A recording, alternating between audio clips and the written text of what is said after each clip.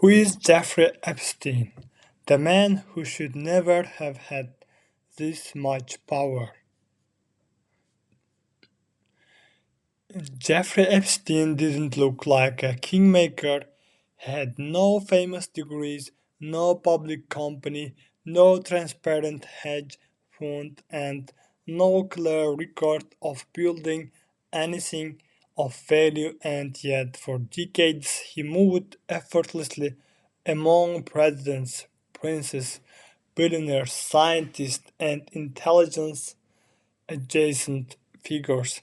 That contradiction is the core of the Epstein story. Epstein's real currency was not money, it was access, secrecy, and leverage. From obscurity to allied circles. Born in 1953, Epstein briefly worked as a teacher before entering finance through personal connections rather than credentials. By the 1990s, he presented himself as a financial consultant to ultra wealthy clients, claiming to manage money only for billionaires. How he built this fortune has never been fully explained. What is clear is that Epstein aggressively cultivated relationships. He inserted himself into elite spaces, private jets, exclusive islands, scientific foundations, political fundraisers, and royal circles. He hosted powerful people, introduced them to one another, and made himself indispensable. This was not accidental, it was strategic. Epstein Island, what it was and what it wasn't. Little Saint James, commonly known as Epstein Island, was a privately owned Caribbean island where Epstein hosted guests.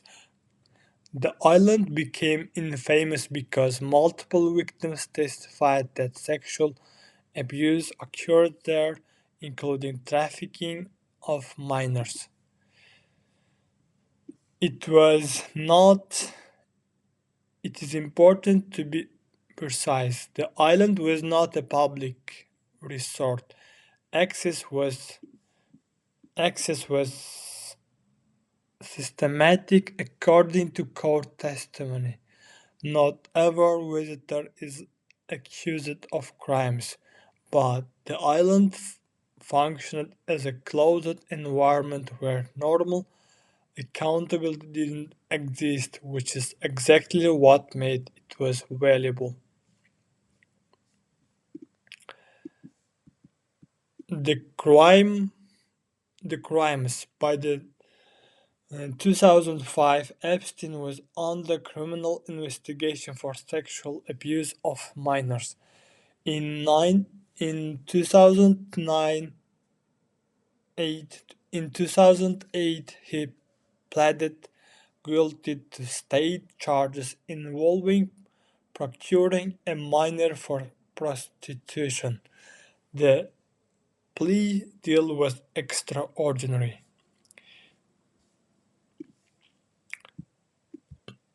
He served 30 months mostly on work release. Federal charges were dropped. Victims were not informed, violating federal law. This deal protected Epstein and, by extension, shielded others from scrutiny. In 2019, Epstein was arrested again on federal sex trafficking charges.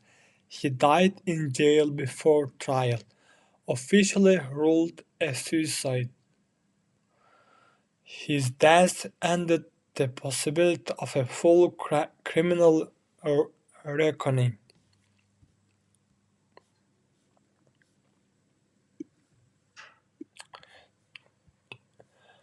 Ghislaine Maxwell and the network. Epstein didn't operate alone. Ghislaine Maxwell, his longtime associate was convicted in 2021 for helping recruit and groom underage girls. Her conviction confirmed what victims had long said: this was an organized system, not isolated misconduct. Who visited Epstein's properties? This is where clarity matters most. Being listed as a visitor doesn't equal guilt, but it does raise questions, especially after Epstein's 2008 conviction, when his crimes were public knowledge.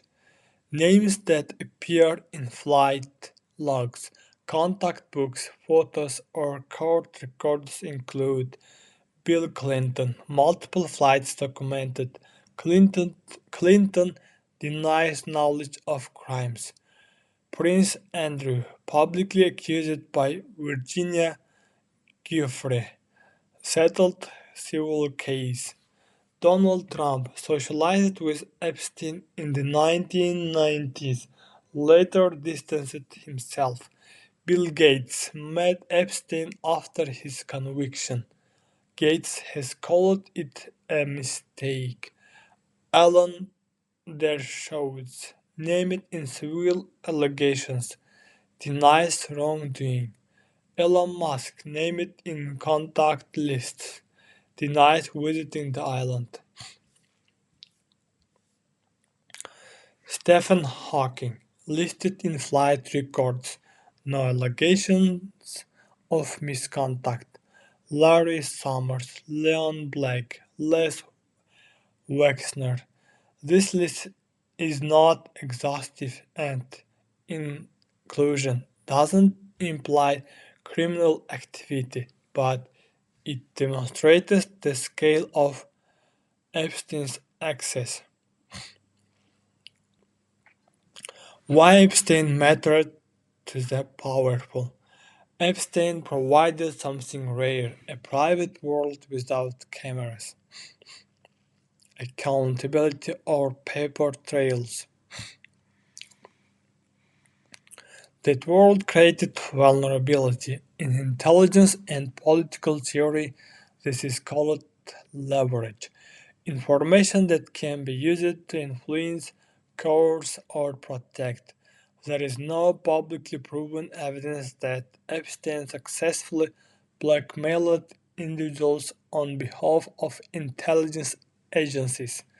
There is evidence that he collected extensive records, including contact books, fight logs, and surveillance materials. The unanswered question is not whether leverage existed, it is who controlled it. The Epstein files and public distrust. Over the years, thousands of documents have been released through lawsuits, investigations, and court orders. Many are heavily redacted, others confirm long suspected connections. What frustrates the public is not just what has been revealed, but what remains sealed.